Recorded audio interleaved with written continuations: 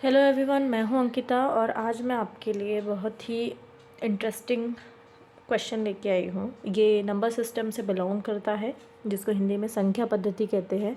ये जानवरों पर आधारित प्रश्न है। इसका मतलब ये नहीं है कि जानवरों का क्या होता है ये पूछेंगे। इसका मतलब ये है कि ये जानवरों से रिलेटेड क्वेश्चन बना के आपको देंगे। आइए हम प्रश्न देखते हैं। पहले कुछ गडेरिए जो भेड़ें चराते हैं उनको कहते हैं, ठीक है।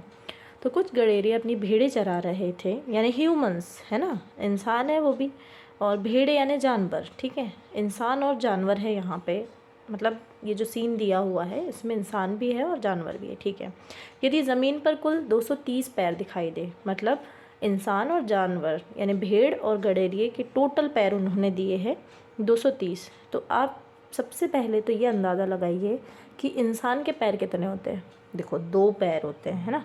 व्यक्ति एक भी हो सकता है, एक से ज़्यादा भी हो सकते हैं। ये यहाँ पे नहीं दिया है, सिर्फ बोला है कि गडेरिए भेड़ें चरा रहे हैं। कितने गडेरिए हैं नहीं पता, भेड़ें कितनी है नहीं पता, बस उनके पैर दे दिए टोटल। भेड़ों के पैर कितने होंगे 4, ठीक है, 4 और इनके 2, ठीक है। 2 पैर किसके, गडेरिए के, 4 पैर भेड़ों के।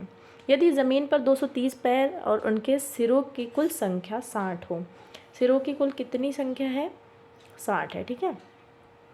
ओके, अब भेड़ों की संख्या कितनी है। क्या यहाँ पे कहीं पे भी आपको भेड़ या फिर व्यक्ति की संख्या दी गई है, नहीं, सिर्फ उनके पैर और सिर की संख्या दी है, जिसके थ्रू आपको उनके खुद की संख्या निकालनी होगी, ठीक है। तो चलो हम स्टार्ट करते हैं। सबसे पहले तो आपको x और y मानना होगा। x किसको मानेंगे हम, गडेरिए को, कि x गडेरिए यहाँ पे है और y क्या है, यहाँ पे भेड़े हैं, ठीक है। लेकिन गडेरिए के पैर कितने होते हैं, तो एक गडेरिए के मान लो 2 पैर है, तो यहाँ 2x उनके पैरों की संख्या हो गई।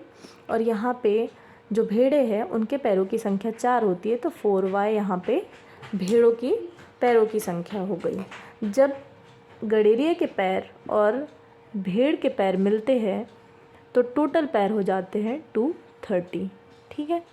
अच्छा, अब ये 230 दिया है, हम इसको क्या सिंपल फॉर्म में कर सकते हैं कन्वर्ट, बिल्कुल कर सकते हैं। क्यों, क्योंकि ये जो नंबर दिए हैं ये पूरे के पूरे 2 से डिवाइड हो सकते हैं। तो 2 से जब ये डिवाइड हो जाएगा तो यहाँ पे 1 बचेगा, जिसका मल्टीप्लाई हम x से करेंगे तो x ही रहेगा। यहाँ पे 2y हो जाएगा 2 से डिवाइड करने पे। ओके, अब ये वाला कितने बार डिवाइड हो गया, 2 1s are, ठीक है, 115। ये 2 से हमने सारे नंबर्स यहाँ डिवाइड कर दिए। क्योंकि सिंपलेस्ट फॉर्म में जब चीज़ें होती है तो क्वेश्चन करना आसान होता है। अब ये हो गए पैरों की संख्या, पैर, ठीक है।